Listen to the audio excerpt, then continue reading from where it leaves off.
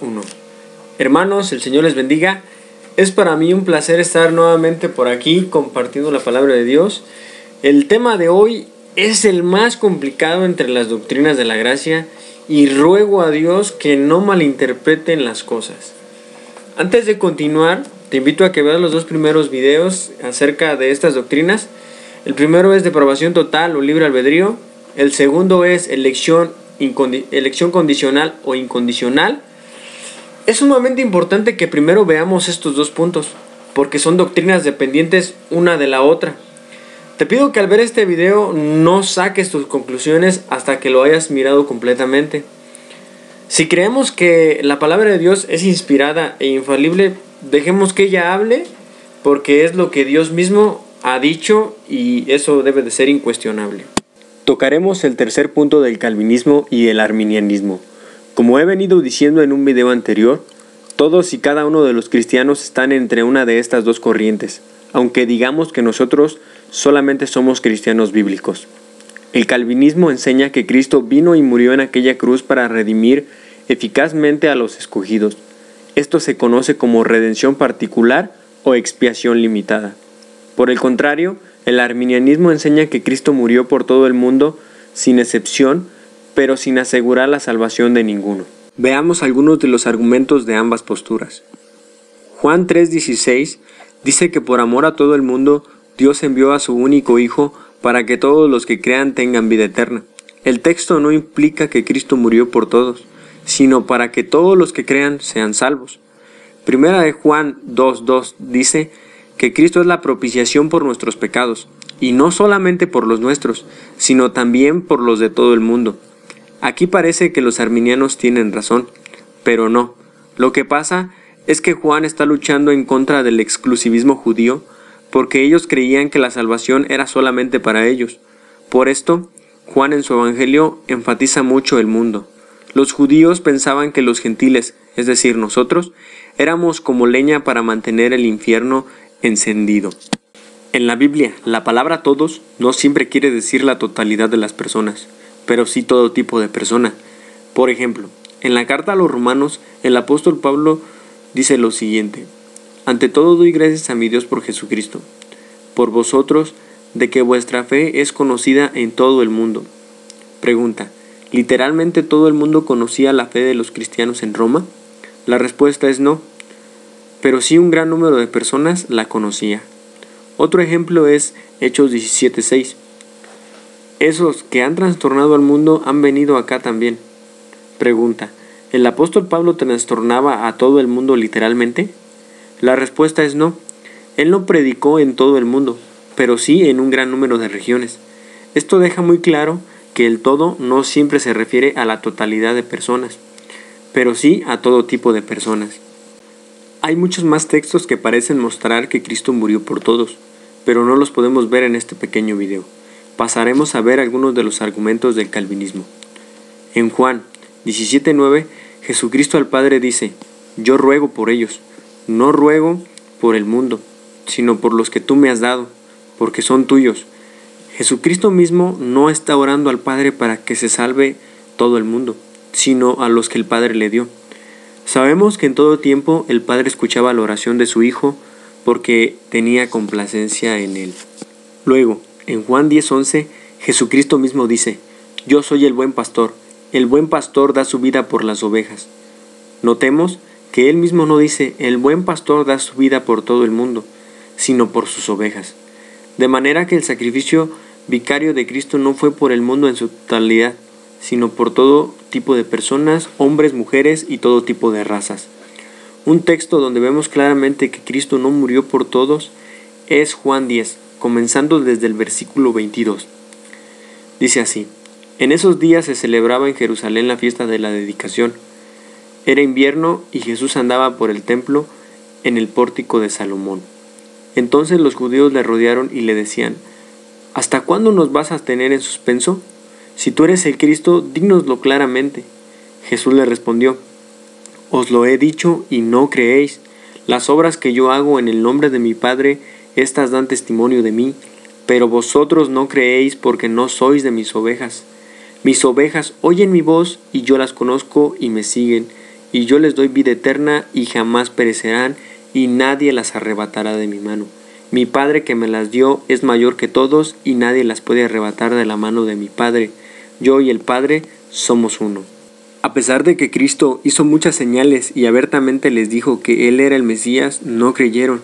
Y Cristo mismo dice que ellos no creen porque no son de sus ovejas. Por esta razón decimos que Cristo no murió por todo el mundo en general. ¿Qué implicaciones conlleva el decir que Cristo murió por todos? Que todo el mundo tiene que ser salvo, porque la muerte de Cristo es penal y sustitutiva. De manera que si Cristo pagó por los pecados de todo el mundo, el infierno debe de estar vacío.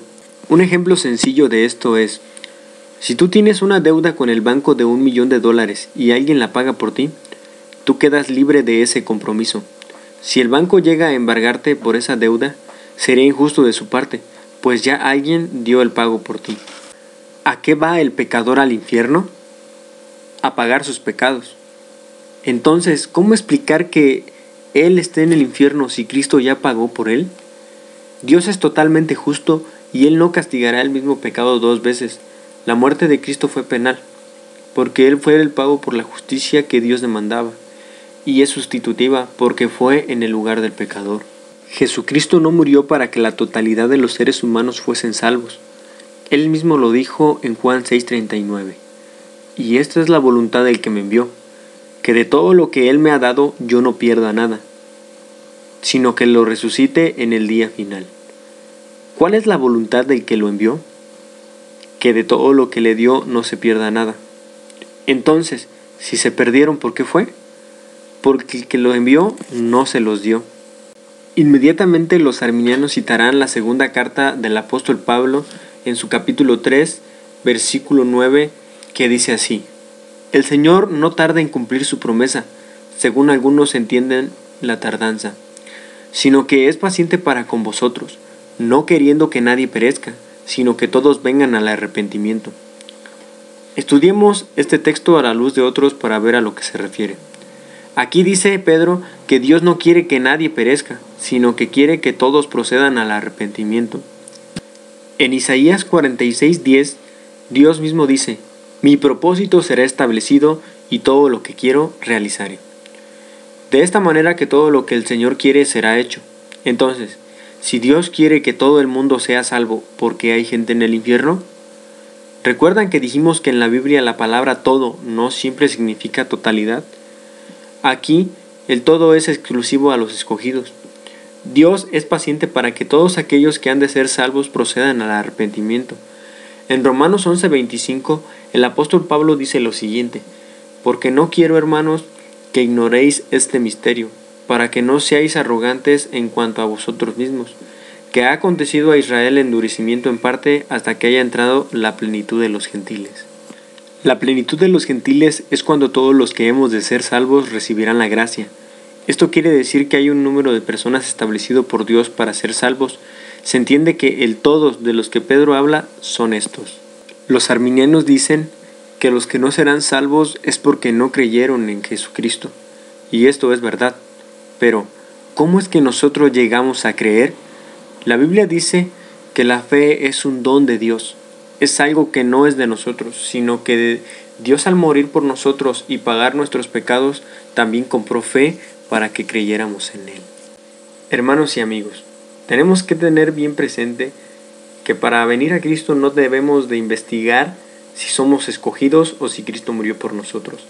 Eso es algo que le pertenece al Señor. Nosotros lo único que debemos de saber y tener bien presente es de que somos pecadores y que tenemos una deuda para con Dios. Nosotros debemos y tenemos la responsabilidad de arrepentirnos y de creer en el Evangelio. Y dice la Escritura que ninguno, ni uno solo que venga a Dios pidiendo misericordia, será rechazado. 1. Acerca de esto, muchos dirán: ¡eso es injusto! Primero que nada, debemos entender que la salvación es un don inmerecido. Todos merecemos la condenación. Mira, hermano, es glorioso que Dios nos haya salvado aun cuando éramos sus enemigos. Pero si te empeñas en decir que eso es injusto, yo te digo: ¿quieres que Dios sea justo? Entonces todos nos vamos al infierno. Eso es lo que justamente merecemos. Escucha lo que hombres de Dios han dicho acerca de esto. Paul Washer: el Evangelio no es salvación para todos, sino salvación para los que creen. Para los demás es una sentencia de muerte. Joel Pick: ninguno que entra en el cielo merece estar allá.